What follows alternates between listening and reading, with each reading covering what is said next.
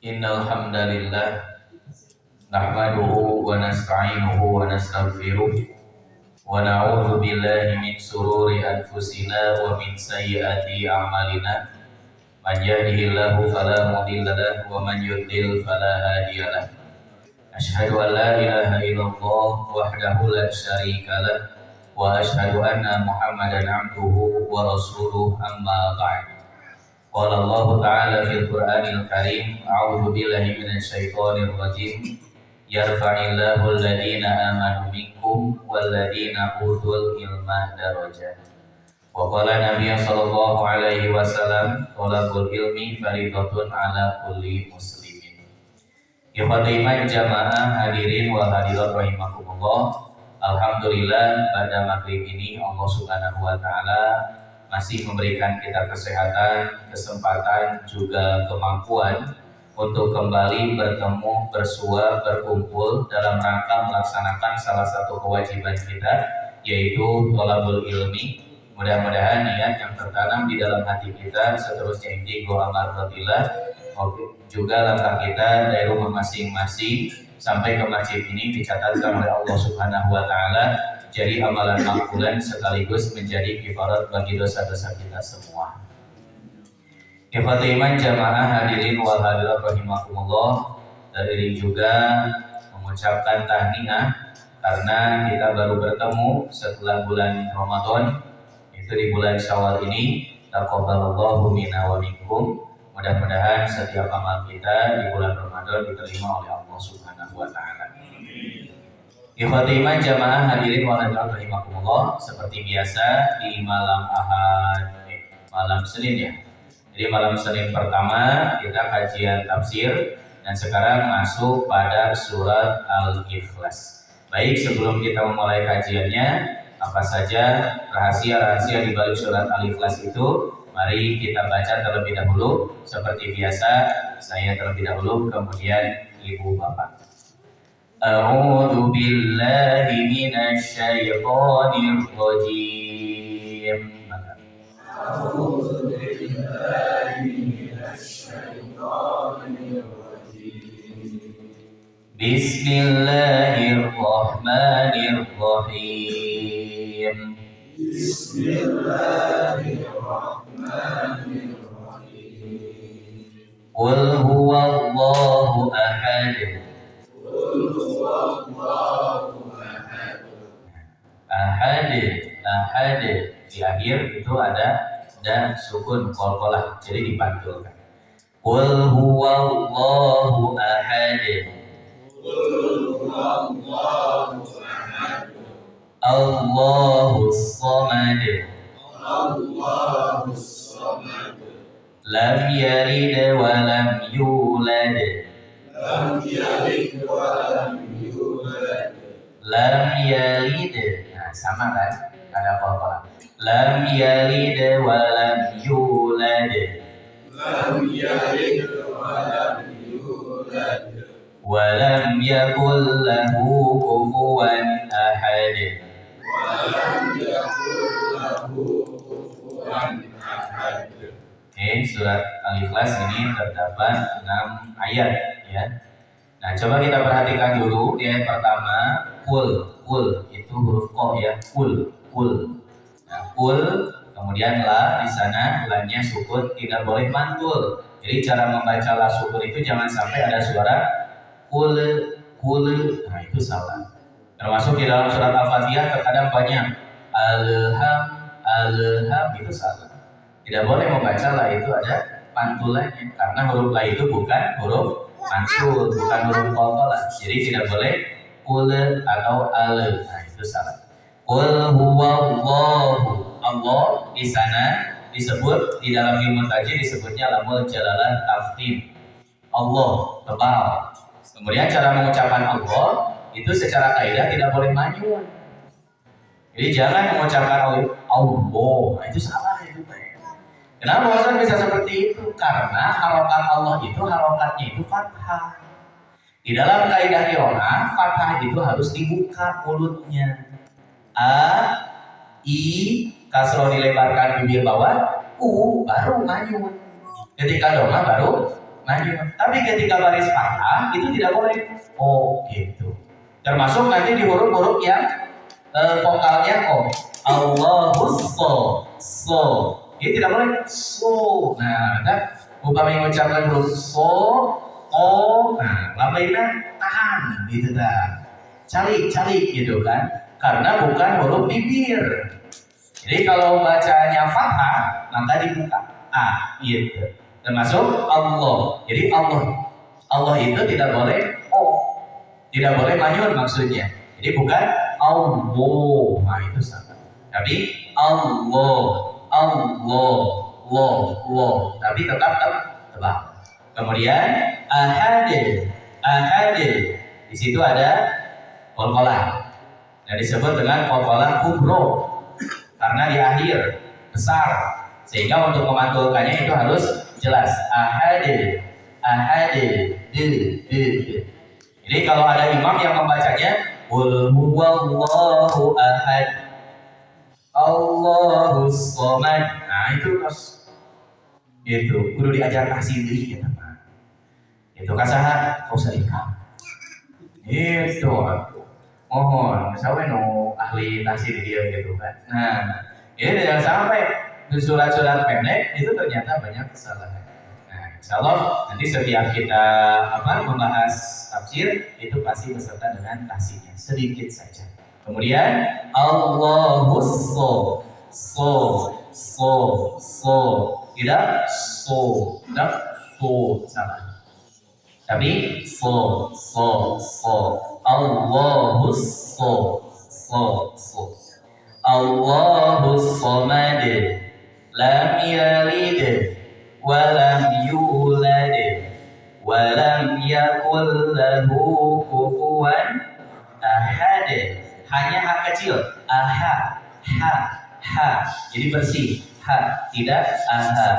Kalau aha berarti sudah masuk ke ha besar, ahad salah, tapi ahad, ha hanya ha kecil.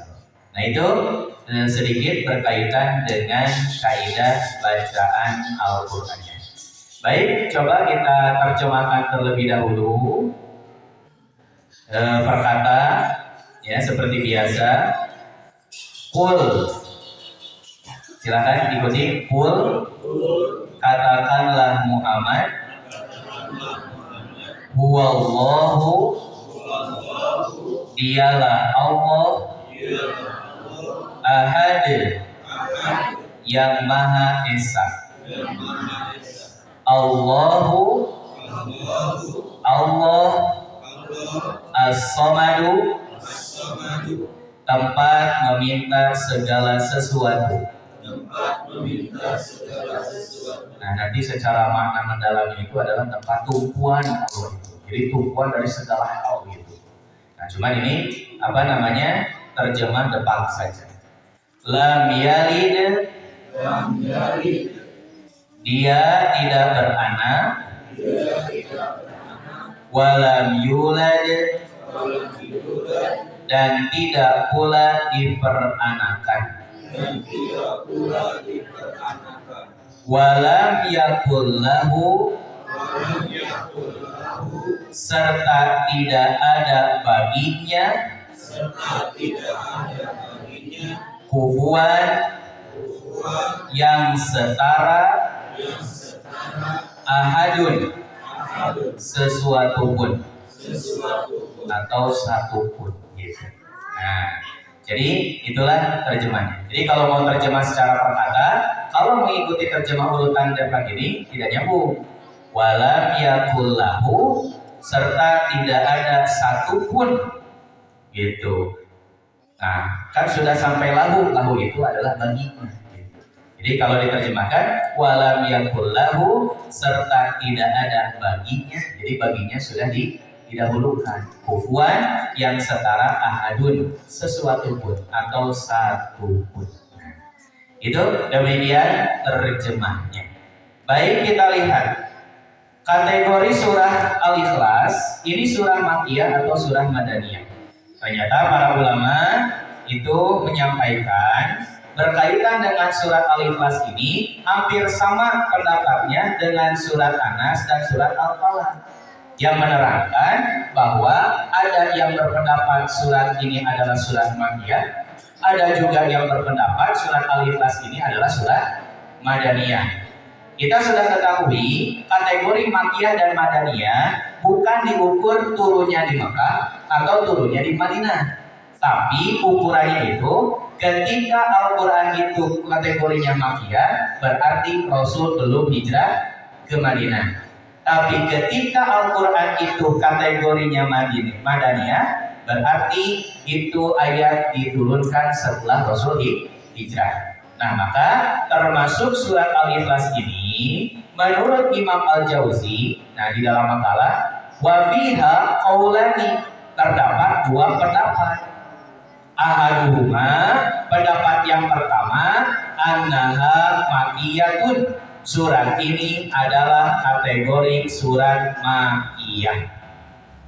Qala Ibnu Mas'udin wal Hasan wa Amrun wa Ikrimatu wa Jabirun, sebagaimana dikatakan oleh Ibnu Mas'ud, Al-Hasan atau Ikrimah dan Jabir.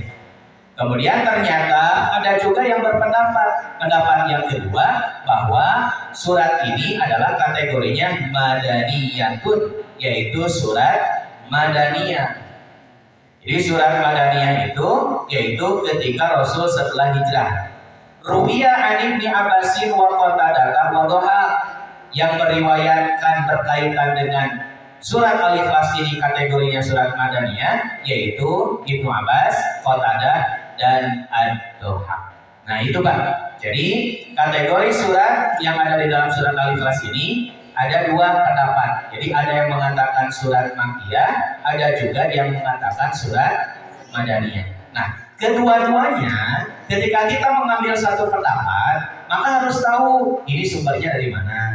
Nalika bapaknya pernah, oh da abi mah Makkiyah, sok oke Makkiyah, di mana pendapatnya? Oh abi mah Madaniyah, silahkan Madaniyah, dari mana pendapatnya? Nah itulah orang yang berilmu ketika mengambil satu pendapat, dia tahu sumber nanti di mana, dasar nanti. Nah begitu, termasuk nanti kalau di Quran debat gitu, di Quran ibu-ibu, ada yang bawa Quran tidak? Di Quran itu kategorinya surat apa? Makkiyah atau Madaniyah? Makkiyah kan? Nah, jadi itu salah satu yang diambil oleh depan gitu, bahwa ku depan diambil pendapat yang menyebutkan surat Al-Ikhlas itu adalah surat Makkiyah. Apakah menjadi pengaruh besar sigana jang urang mah teu pengaruh acan gitu. Rek Madaniyah, rek Makkiyah, anu penting Al-Ikhlas we.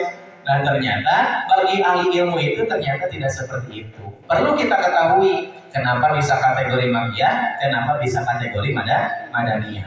Kenapa kita mengambil yang Makkiyah, kenapa kita mengambil yang Madaniyah. Maka pendapat yang kita ambil itu harus berdasar pada dasarnya, gitu kan? Dimana kurang ini hal eka. Kemudian yang selanjutnya, asbabun nuzul surah, sebab-sebab yang menyertai turunnya surat Al-Ikhlas. Menurut Imam Ibnu Al-Jauzi di dalam kitabnya yaitu Zadul Masir fi Ilmi Tafsir, wa fi sababin nuzuliha salah satu aqwalin, berkaitan dengan turunnya surat Al-Ikhlas ini ada tiga pendapat di kalangan para ulama. Yang pertama yaitu annal musyrikina qalu ya Muhammad insib lana rabbaka. Pendapat yang pertama menerangkan bahwa ada kaum musyrik yang berkata kepada Nabi Muhammad. Lalu ia mengatakan insib lana rabbaka, sebutkanlah kepada kami tentang Tuhanmu.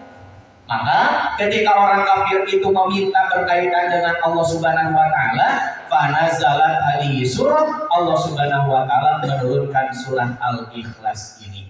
Maka diterangkanlah dengan surah Al-Ikhlas ini, qul huwallahu ahad, Allahus samad, lam yalid wa lam yulad wa lam yakul lahu kufuwan ahad.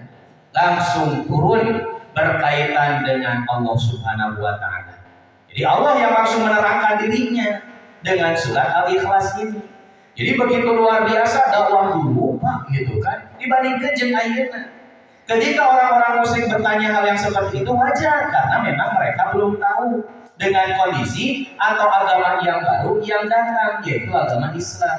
Yang dimana agama Islam menyembah Tuhan yaitu Tuhannya Allah. Sehingga sebagian umat orang-orang musyrik itu begitu penasaran ketika mereka menerima dakwah Rasul, ketika mendapatkan hidayah dengan pengetahuan yang mereka miliki, itulah keimanan yang menguatkan para sahabat yang awalnya musyrik, kafir, ketika masuk Islam, gedena luar biasa iman oge. Ari urang atuh Islam dilahir kene merasa kenal dengan Allah gitu, tapi dalam urusan ibadah masih ternyata jauh ketika melaksanakan setiap kewajiban yang diperintahkan oleh Allah. Engkau iman, engkau tahu, tapi kenapa ketika melaksanakan kewajiban yang diperintahkan oleh Allah masih ternyata berante tidak maksimal untuk melaksanakannya. Itu yang pertama. Jadi yang pertama, pendapat yang pertama, alasan turun ayat ini atau surat ini di mana orang musyrik bertanya kepada Rasul, kepada Nabi, insiblana, terangkan. Naon, kumaha berkaitan dengan Tuhan anjeun teh. Maka diterangkanlah oleh Nabi Muhammad oleh Allah Subhanahu wa taala melalui suratnya yaitu surat Al-Ikhlas. Kemudian yang kedua, pendapat yang kedua wasani anna Amir bin Tufail qala li Rasulillah sallallahu alaihi wasallam bahwa Amir bin Tufail berkata kepada Rasulullah sallallahu alaihi wasallam, "Ilama tad'una ya Muhammad? Kepada apa kamu menyeru kami wahai Muhammad?" Qala, kemudian Rasul menjawab, ilallahi azza wa jalla, yaitu kepada Allah azza wa jalla. Naros deui atuh Pak. Qala, ditanya deui sifhuli, cobi atuh terangkeun ari Allah teh kumaha. Bahkan ku anjeunna oge eta Ibnu Tufail teh nyebatkeun siga kieu, amin dahabin huwa au min fiddatin au min hadidin. Ari Allah teh terbuat dina emas, perak atau besi gitu. Nah, kenapa bisa menggambarkan seperti itu Ibnu Tufail? Karena Tuhan-Tuhan mereka yang ada di Mekah itu terbuat gitu, didamel. Ada yang terbuatnya dari tanah, ada yang terbuatnya dari kayu, bahkan ada juga yang terbuat dari roti. Dan itu pernah terjadi kepada Umar bin Khattab ketika Umar bin Khattab masih kafir kan, menempuh perjalanan dari Mekah Tuhannya, sedangkan Tuhannya itu terbuat dari roti. Ketika dalam perjalanan saya bekalna tuh, kumaha ayeuna eta Tuhan nepikeun ka diopi gitu.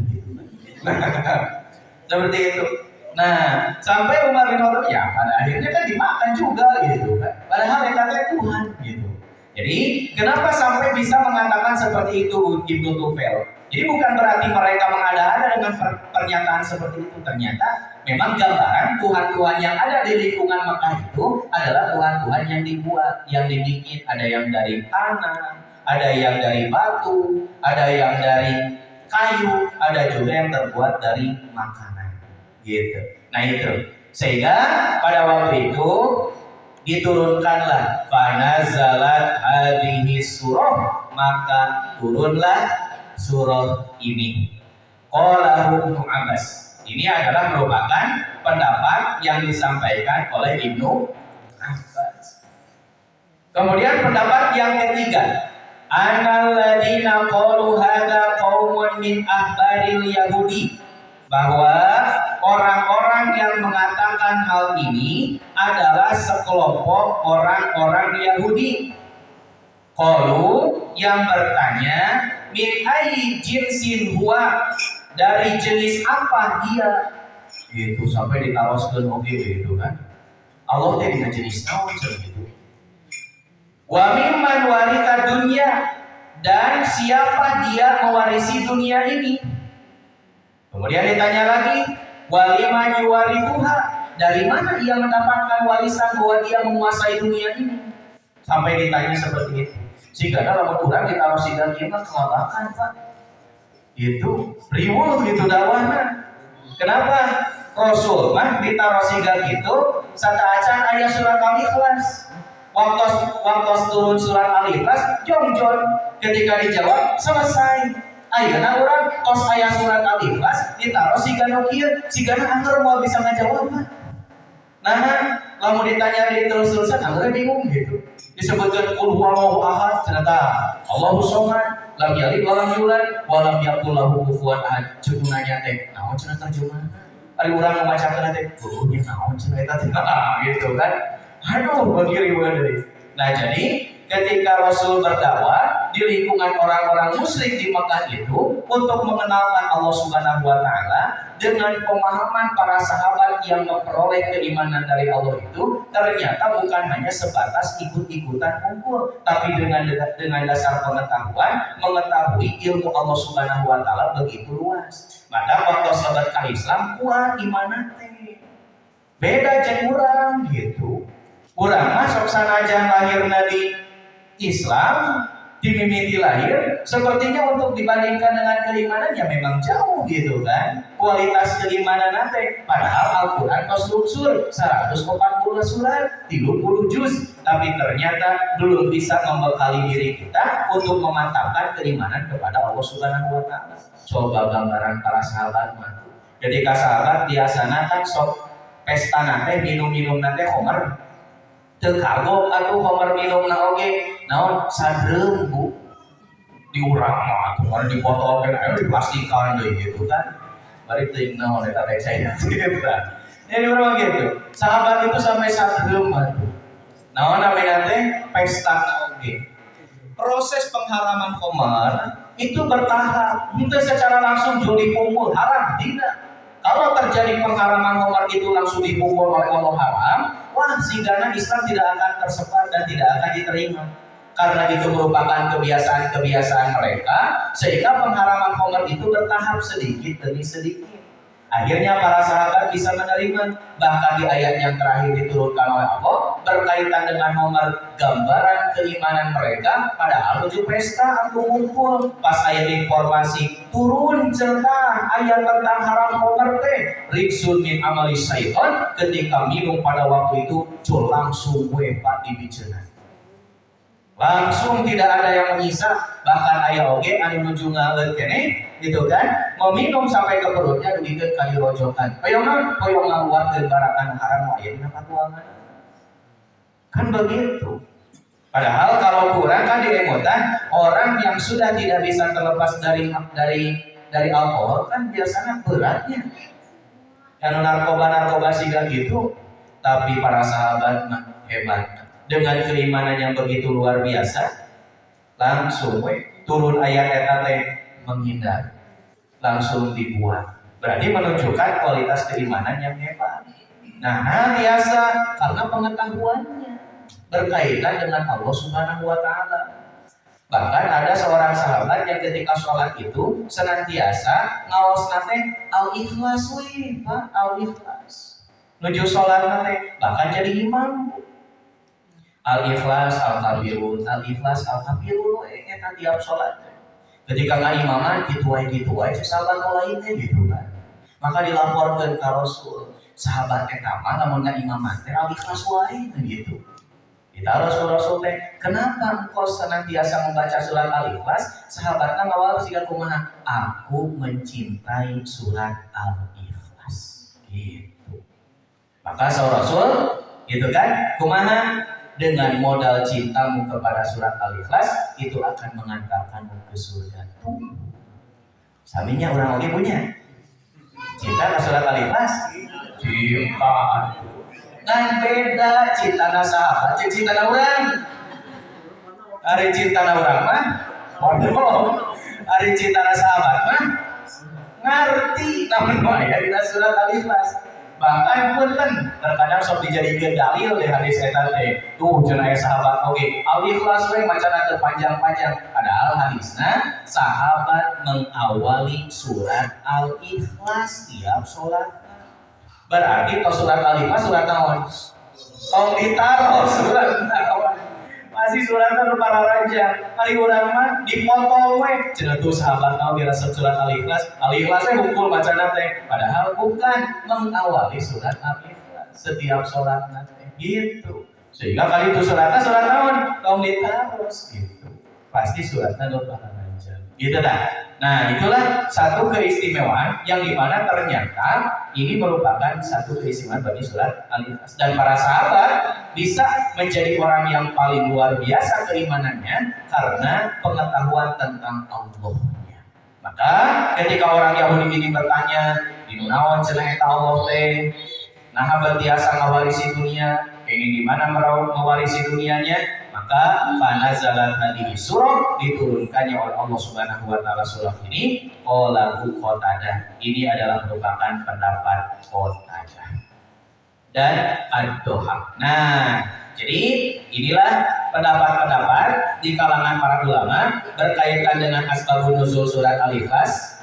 Itu bersumber dari beberapa sumber dan kurang lebih ada 3 pendapat yang semuanya didasari dengan riwayat-riwayat yang jelas. Rata-rata kasusnya, kisahnya di mana orang-orang musyrik yang bertanya tentang Allah Subhanahu wa taala.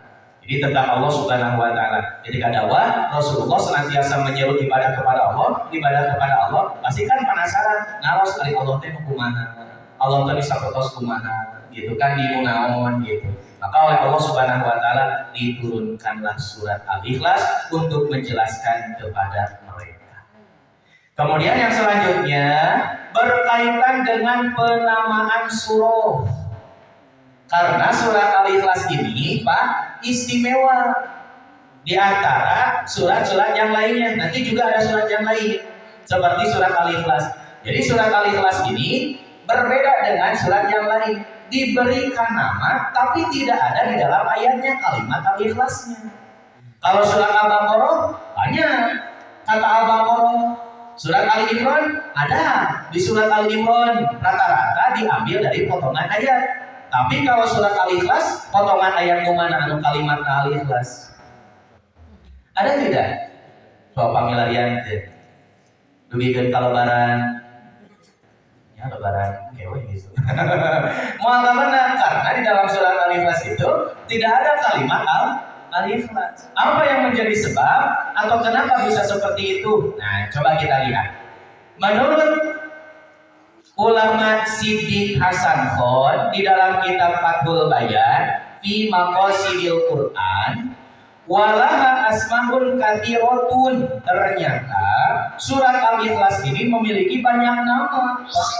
Bukan hanya Al-Ikhlas saja. Dzakarohal Khatibu, dan ini disebutkan oleh Al-Khatib. Wa ziyadatu asma'in tadulu ala syarafil musamma wa hadhihi suratu musarrihatun bitauhidi rodatun ala ibadil asnami wal awthani wal qailina bitanawiyati wat taslifi. Nah, banyaknya nama menunjukkan kemuliaan surat tersebut. Surat ini dengan jelas menegaskan tentang tauhid dan membantah para penyembah berhala dan patung, serta mereka mempercaya pada konsep dualisme dan trinitas dibantah Allah dengan surat Al-Ikhlas ini. Dengan nama yang banyak, bukan hanya surat Al-Ikhlas, itu menunjukkan keistimewaan dan kemuliaan surat Al-Ikhlas. Naon wae namina teh? Ternyata naon namina teh? Ustadz atau ulama di kita, yaitu ulama tafsir juga, ulama mufasir Indonesia, yaitu Quraisy Shihab, mengatakan ada sekitar 20 nama surat Al-Ikhlas itu. Di antara namanya yaitu At-Tafrid, pengesaan Allah. Kemudian ada juga surah At-Tajrid, penafian segala sekutu baginya. Artinya penafian itu meniadakan hal-hal yang menjadikan tandingan Allah.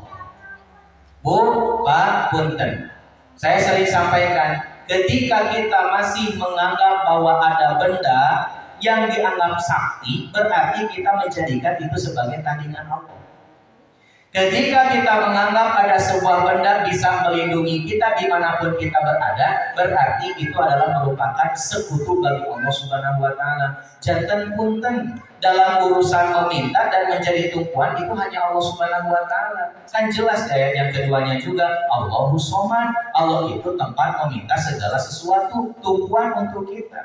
Berarti tidak ada makhluk Allah yang lain yang bisa menjaga kita, melindungi kita kecuali Allah Subhanahu wa Ta'ala. Kemudian jangan sampai ada juga yang menjadi satu keyakinan ketika di rumah kita ada toke itu dianggap nanti berarti naon Pak? Ya rizki cinta toke nanti tok diusir gitu kan. Ayah keyakinan seperti itu kan ayah atuh itunya dia mau toke tah gitu, rek rizki gitu kan. Itu tidak boleh gitu. Tapi upami jalannya seperti ini mah bukan toke yang mendatangkan rezeki, tapi kebaikan kurang terhadap toke itu. Contoh, nalika aya toke teh kurang teh kuat ka dipuput si toke teh diparaban naik ku cucumu gitu kan. Nah, kemudian bisa mendatangkan kebaikan, bisa bukan karena tokekna, tapi karena amal soleh kurang, nalika kurang masihan tuang, mere dahar ka toke gitu, masihan tuang, jadi mere dahar ka toke. Itu jalanan teh. Kalau meyakini ayah suara toke kemudian usir, berarti rezeki kata teh, itu tidak boleh. Berarti toke dianggap sakti kata. Itu. Dulu eta mah biasana. Kemudian juga ada di rumah teh sok ngagantungkeun bawang beureum, bawang bodas, cengkeh, cabe. Dina panto atau dina bili kabungkur eta mah kabungkur gitu. Kanggo naon maksudna? Bawa. Aduh. Ditojosna oge kurang eta bawang teh. Disimpan. Kecuali kalau eta teh naon eta mah gitu. Dan persiapan atau persediaan, tapi upami tujuannya untuk tolak bala berarti membuat sekutu Allah buat kali sekutu kenjeng bawah. Nah itu, jadi hal-hal yang seperti itu, itulah yang membuat ternyata satu sikap atau satu sifat yang dianggap kita adalah sepele, tapi ternyata berbahaya. Makanya punten dalam urusan tauhid, nengkoleh sakeling, aduh itu teh beda urusan tauhid. Hati-hati, maka harus menjaga betul-betul gitu kan dalam urusan ketauhidan kepada Allah. Kemudian yang ketiga, ada juga namanya itu adalah surah An-Najah, keselamatan yakni di dunia dan akhirat. Ada juga surah Al-Wilayah, kedekatan kepada Allah. Ada juga surah Al-Ma'rifah, pengetahuan tentang Allah. Ada juga nama surahnya yaitu Al-Jamal, keindahan tentang Allah. Ada juga surah Al-Mudzakkirah, pemberi peringatan. Ada juga surah As-Somad, tumpuan harapan. Surah Al-Aman, keamanan, dan masih banyak lainnya. Dari mana bisa mendapatkan berkaitan dengan hal ini? Ayat naon namina teh Quran anjeunna, jadi Quran terjemah gitu Pak, tapi karya anjeunna gitu. Itu karya Quraisy Shihab. Namina Quran teh Al-Quran dan maknanya eta. Nah, itu dijelaskan. Jadi ada beberapa terjemah yang berbeda dengan depan. Misalkan hari Quraisy teh bermasalah gitu. Dari segi keilmuan pengetahuan Al-Quran semua mengakui, bahkan menjadi referensi. Jadi dalam keilmuan Quran mah gitu. Nanti buku-bukunya itu banyak, ilmu Al-Quran, termasuk tafsir. Saya juga punya tafsir Al-Misbahnya, itu sekitar 15 jilid. Itu tafsir Al-Misbah karya Quraisy Shihab. Jadi dalam urusan-urusan keilmuan tentang Al-Quran itu dijadikan oleh kita tetap referensi. Cuma dari segi pendapat, pendapat apalagi dalam urusan fikih itu ya wajar gitu kan. Tapi dalam urusan hal ini itu kan pengetahuan itu perlu kita ambil karena hebat gitu, luar biasa. Gitu. Nah, kemudian yang selanjutnya berkaitan dengan surat Al-Ikhlas, tema utama dalam surat ini tercermin. dari namanya yang populer yaitu Al-Ikhlas, yakni menyingkirkan segala kepercayaan, dugaan dan prasangka kekurangan atau sekutu bagi Allah Subhanahu wa taala yang selama ini hinggap di benak hati segenap manusia tuh gitu. Jadi datangnya surat Al-Ikhlas itu menyingkirkan segala hal-hal yang ada di dalam pikiran kita berkaitan dengan Allah Subhanahu wa taala, kemudian menjadikan makhluk Allah itu ada sesuatu yang bisa dijadikan oleh kita itu sebagai pelindung sakti hebat gitu. Bapak-bapak nganggo Ali boleh? Boleh, silakan saja. Mula mau dianggapna alina ali sakti, nah itu tidak boleh gitu kan. Senang ieu mah alina oge aya usia. Usia naon? Usia. Silakan untuk dijadikan hiasan, boleh-boleh saja, mangga. Kecuali nanti kan dengan batang-batang alina teh ulah dina emas gitu.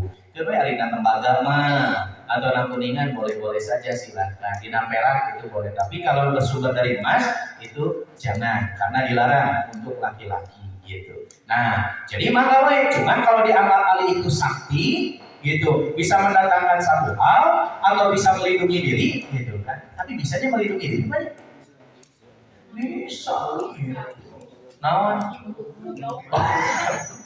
Yang naik batur itu ulah atau gitu. Tapi untuk membela diri mah ya tidak apa-apa. Jadi bukan menganggap bahwa alinya itu bisa melindungi diri, tidak, tapi bisa dijadikan ukuran sadayana alat gitu kan. Ya, seperti itu. Tapi untuk perhiasan itu boleh-boleh saja. Jadi jangan sampai menganggap terhadap benda-benda sehingga menjadi tandingan Allah Subhanahu wa taala. Dulu untuk anak-anak itu sok aya kalung. Nah, naon eta teh namina teh? Isim gitu naon teh? Isi dueun. Ari jeung isi dueun masuk nempelkeun sama si dieu nya. Isi dueun pun bapak ditaros ari hubunganna naon sisi dueun jeung potongan sama teh apa? Nyengir we ayeuna gitu gitu. Dueunya naon cenah hubunganna? Ada aya. Nah, kemudian juga ada yang mengaruh seperti ini. Lalu ditanyakan kamu naon? Untuk melindungi itu tidak boleh. Kenapa? Gitu kan. Kok kalung gitu? Usah cenahkan kalung naon jadi dinya naon ge ayat-ayat Quran gitu. Ayat-ayat Quran bisa melindungi teu tiasa. Hanya sebatas disimpan saja, potongan ayat naon disimpan di kalungna, dianggap sebagai hal yang sakti, bisa melindungi diri. Biasa, ayat Quran itu tidak akan berfungsi sama sekali upami dari aos. Al-Quran bisa berfungsi ketika dibaca, itu baru.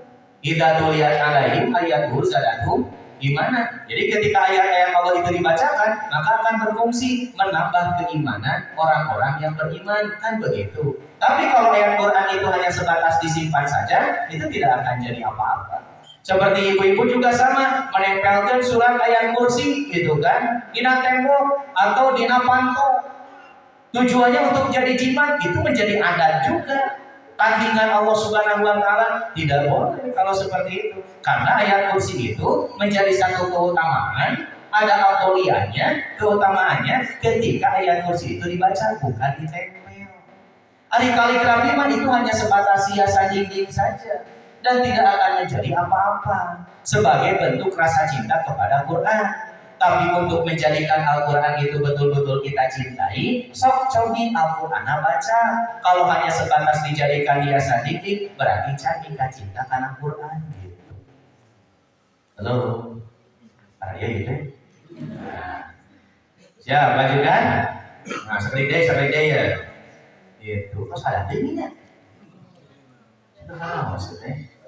Kemudian kata ikhlas terambil dari kata kholis yang berarti suci atau murni setelah sebelumnya memiliki kekeruhan. Nah, kenapa orang yang bertauhid itu disebut nanti ikhlas? Karena awalnya mereka itu menjadikan Tuhan selain Allah Subhanahu wa taala itu kan satu dosa yang besar.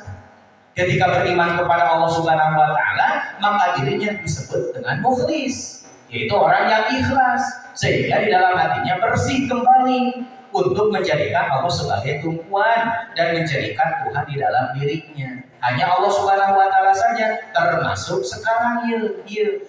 Nami masjid ieu teh kan Al-Ikhlas gitu.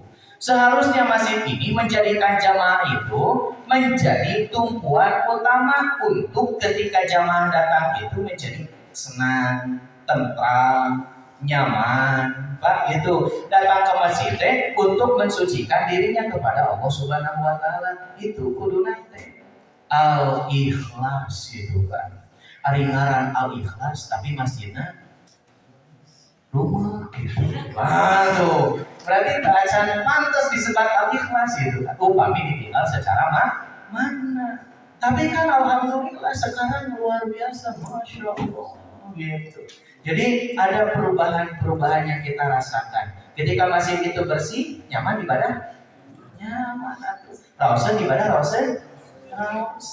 Nah, nanti akan kita bahas berkaitan dengan etika masjid terhadap masjid. Itu kepedulian masjid itu untuk siapa? Bukan untuk perseorangan, tapi untuk semua orang kepedulian masjid itu. Wa annal masajida lillah, karena masjid itu milik Allah, berarti untuk menjadikan masjid itu satu kenyamanan, tempat ibadah, kepedulian bukan hanya terhadap diri sendiri, tapi semuanya. Gitu. Nah, itu makanya bahasana. Begitu. Jadi ini sudah tepat disebut Al-Ikhlas, mulai kan gitu terasa perubahan-perubahan yang seharusnya seperti itu. Dimulai dari tempatnya dulu, ketika tempatnya itu bisa menjadikan nyaman orang, ketika orang yang masuk ke masjid Al-Ikhlas senantiasa untuk menyamankan diri di hadapan Allah, membersihkan haru, mereka ketika datang ke masjid senantiasa ingin membersihkan diri di hadapan Allah Subhanahu wa taala. Hebat banyak. Luar biasa. Tuh begitu Al-Ikhlas. Kemudian yang selanjutnya, ikhlas adalah kebersihan, mengikis dan menghilangkan kekeruhan, itu sehingga sesuatu yang tadinya keruh menjadi murni. Surah ini mengikis habis segala pandangan yang tidak benar tentang Allah, sehingga diyakini bahwa Allah suci dari segala ide dan kepercayaan yang mengeruhkan keesaannya. Sim kuring penasaran, kan di WA teh aya AI gitu, naros gitu. Berkaitan kejelekan Allah. Benarkan Allah teh seperti ini, cobian kira. Luar biasa AI-nya jawabnya. Teu aya atau kejelekan terhadap Allah tidak ada. Kemudian penasaran deh, apakah Islam itu keras, radikal dan lain sebagainya? Wah, itu dijawabnya luar biasa. Hebat itu. Nah, orang-orang yang salah dalam memahami Islam disalahkan kumanehna objek sok cobian. Termasuk ternyata saking luar biasana hanya sebatas itu kan kepintaran buatan, tapi jangan dijadikan sebagai sumber gitu. Tetap itu mah hanya sebatas intermezzo kalau orang sadayana gitu. Hanya sebatas intermezzo untuk orang gitu. Termasuk nama-nama ibu bisa acan terang nami ibu dugikeun ka ayeuna nah di pasien nami ku sepuh nami eta gitu sok naroskeun kadinya dijawab bila sok gitu aya itu ya penasaran gitu naon cenah teh urang teh ngaran teh dibere ngaran ieu gitu kan gitu naon cenah mana biasa gitu. Jadi hanya sebatas intermezzo ternyata luar biasa gitu. Sampai termasuk saya pribadi tidak bisa untuk menjadikan sumber itu menjadi sumber utama. Biasa ini hanya sebatas main-main lah ya emang gitu. Karena saya untuk mencari sumber-sumber berkaitan dengan tafsir tetap tidak bisa online, anggar offline. Jadi kitab-kitab terus gitu kan. Sampai ada yang nanya, "Ustaz cenah naon beli buku wae?" gitu. Beli kitab wae kan ayeuna mah atuh tos aya na aplikasi internet. Beda rasanya, beda. Urang tekan literasi biasa gitu kan. Itu harus menjadikan tumpuan untuk kita. Jadi literasi. Sampai sekarang juga terus ngumpulkeun kitab, ngumpulkeun buku gitu. Apalagi seorang dai modalna nyarios unggul waktu dongkap ka bumina taya buku-buku acan naon nu didugikeun. Daya kitab-kitab acan dai itu harus memiliki dasar gitu kan, keilmuan dan terus harus mencari. Itu dai gitu. Seperti itu. Nah, termasuk dalam mencari keterangan-keterangan berkaitan dengan tafsir biasa. Di internet kumpul itu mah hanya sebatas sampingan lah internet, tapi tumpuan inti tetap, yaitu kitab-kitab sumber utama gitu. Nah itu berkaitan dengan surat Al-Ikhlas. Insya Allah kita lanjutkan di sesi yang kedua. Berarti makalah tidak boleh hilang. Itu berkaitan dengan tafsir ayat, ya, tafsir ayat di dalam surat Al-Ikhlas. Mudah-mudahan apa yang disampaikan bisa menjadi bermanfaat untuk kita semua dan menjadi wawasan berkaitan dengan surat Al-Ikhlas sehingga kita bisa lebih mengenal kembali lebih jauh di mana Allah Subhanahu wa taala menerangkan tentang dirinya di dalam surat Al-Ikhlas, menjadikan tumpuan utama untuk kita dan memantapkan ketauhidan kita kepada Allah Subhanahu wa taala. Meskipun sedikit, meskipun pendek, tapi nanti ada dalil-dalil yang menerangkan membaca surat Al-Ikhlas itu pahalanya sepertiga membaca Al-Qur'an. Kata surat Al-Ikhlas. Tapi awal jangan dipahami, oh berarti surat Al-Ikhlas di kali ini beres 30 juznya. Bukan ya, itu mah hanya sebatas balasan pahalanya. Tapi tidak bisa mewakili ibu meninggalkan baca Quran. Tetap baca Quran mah harus, wajib gitu mah. Tapi di surat Al-Ikhlas ketika membaca itu memiliki kebaikan sepertiga pahala Al-Quran. Gitu. Hebat pokoknya surat Al-Ikhlas. Pondok-pondok mobil atuh cenah. Semakin cintanya ke surat Al-Ikhlas itu luar biasa gitu. Surat Al-Ikhlas ya benar. Oke, itu saja. Mudah-mudahan bisa bermanfaat ilmu pengetahuan sehingga bisa kita amalkan dalam keseharian kita semuanya. Aqulu qouli hadza wa astaghfirullah li wa lakum. Assalamualaikum warahmatullahi wabarakatuh.